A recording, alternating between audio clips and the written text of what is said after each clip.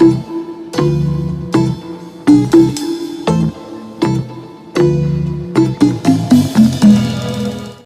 to Confessions of an SEO. This is Carolyn Holzman. I know a lot of SEO podcasts are trying to help you get a leg up on the tactics of SEO, but here it's more about how to relate as people to SEO, as practical humans. To get our heads out of the Google Webmaster Guidelines, ignore the latest John Mueller quote that really serves the exact opposite purpose of clarification, and to get real. So if you're an SEO, I get you. If you're a business owner, I also get you in a different way. Before I was an SEO, I was a local business owner driving in traffic to get to my office and constantly trying to figure out how to get more customers. I hope this helps you understand how to hold an SEO accountable, to have a better idea of what is inside their own control and what is in Google's, so you're not blaming your SEO on something that Google is completely responsible for. Welcome to Season 2, Episode 8. Gosh, this is going to be an update on the SEO testing project. You guys in the survey from last year asked for me to share more about my own testing, and so now you're going to get it. Unless you've been under a rock, Google has altered its indexation threshold for new content. How do I know this? Well, let me count the ways. I'm titling this episode What I Did Last Summer because indexation, crawling, and server logs have consumed my work since last August. And why? It doesn't make me any money, right? And that's where I have to stop you, because without indexation of new content, you might as well go paid ads. Now, I'm going to share a Bright Edge, that's what it was, Bright Edge study. And they were looking at the trackable traffic to a site. I'll put the link in the description. And what they found is that, and this is an average across various niches, organic brought 53% and paid brought roughly around 15%. And they were comparing it to social, which was less than 5%. And what they found is when it came to B2B sites, it was even more. 64% of B2B traffic was coming from organic. Even Google claims organic search is as much as 5 times more valuable than paid. Do I need to repeat that? Google claims organic search is as much as 5 times the value of paid. And you know how much they love paid search, right? They have over 200 billion reasons. So indexation, for me, is how I look at it as the gateway to revenue. Obviously, I'm not recommending that you only base your marketing on just organic traffic, but it's definitely a leg to the table. Here's the briefest of history's previous HTML SEO testing methods. Well, when we started back in 2015, we used lorem ipsum, and then in 2019 made a shift into random alpha. People sometimes refer to them as gibberish, Philistines. But basically, these are words that Google had not previously encountered. And so it really worked great because we could not only get these pages indexed, but we could, more importantly, find our test pages to see what happened when we tried one of our tests out. So the goal was, obviously we weren't trying to rank these pages, we were just trying to get them indexed. We would have control pages that were just, all in addition, in the beginning, they were all literally identical. But we modified that going along. And so we would have all these control pages and then test pages.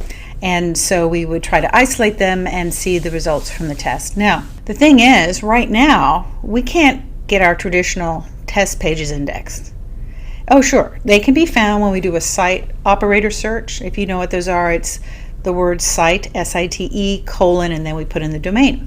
But these pages don't get tagged to the keywords that we're testing. And as far as I'm concerned, these are not index pages if you can only find them with site operator. Now, in my opinion, we're left to testing in plain sight. Now, this modification has not been a bad thing.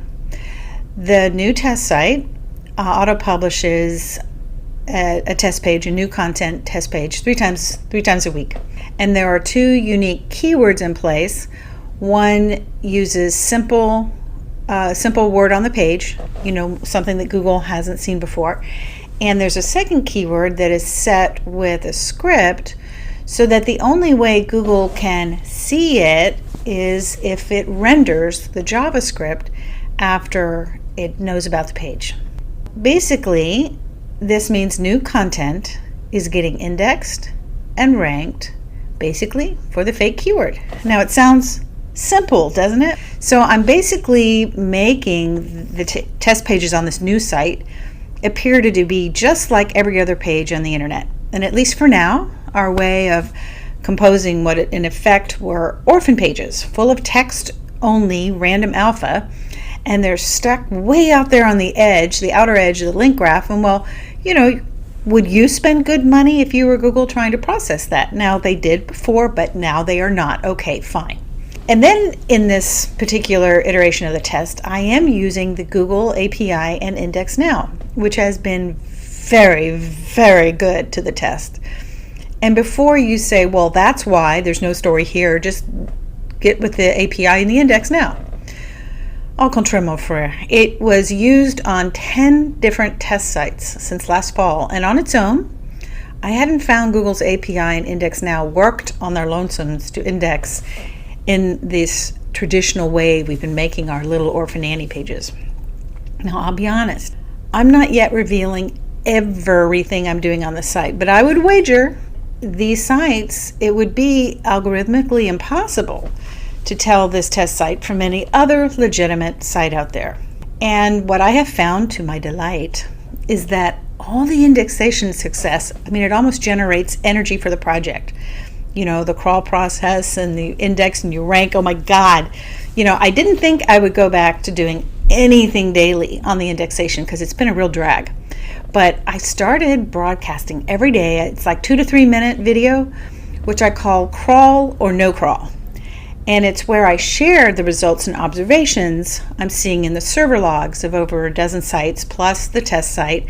And I cover not just Google, but the Bing bot too. So it's just a lot easier, I found, to do that than to try and write all this up.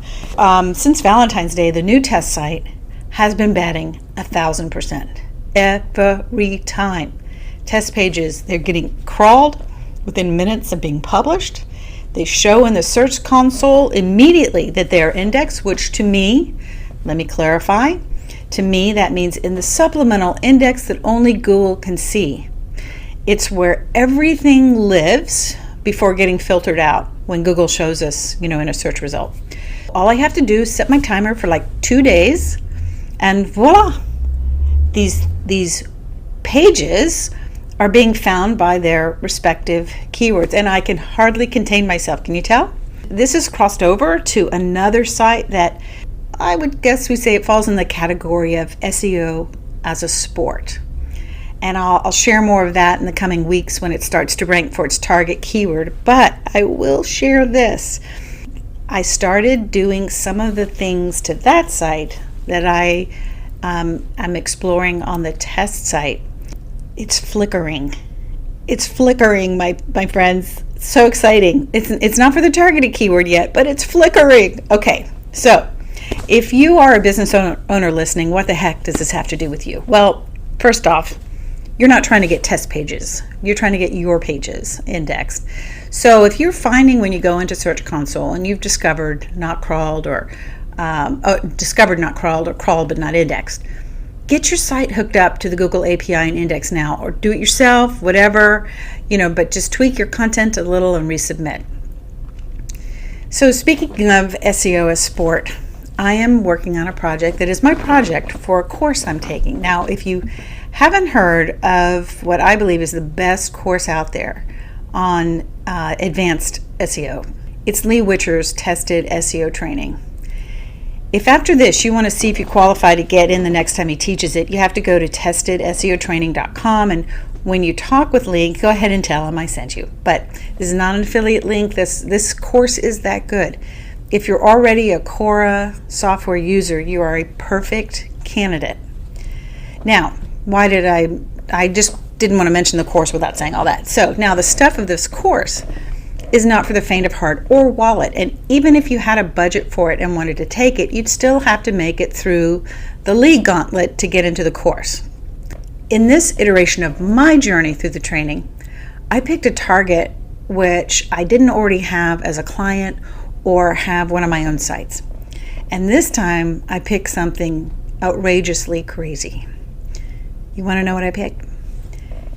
Everyone says mesothelioma related terms are impossibly hard to rank for, that they are only going to be a total backlink game and you won't be able to break in it with strong on-page game. Well, I may have found one that I should be able to get somewhere inside the first 100 results to start with strong on-page and maybe a few backlinks. And if I were feeling like a salty gal, I might even say I think it might land within the top 50 results for the term. Now, right now, I'm at the writing content for the site portion, so I don't have that much to report, so we'll see. I'll keep you posted on progress. Well, that's going to do it for today. I hope you like the sharing about the project. Thank you for being a listener, and special thank you to the sponsors of Confessions. You're just encouraging me to keep doing these. Please subscribe to Confessions. It's how podcasts get rated, and it's everywhere you can find podcasts: Audible and Spotify and Amazon Alexa, or if you just Google Confessions of an SEO, you can't miss it. All of us stand to make more business and success together when both the SEOs and the business owners understand each other and Google better. It's been my pleasure to be your host. Thank you for your time, and I'll see you in the SERPs.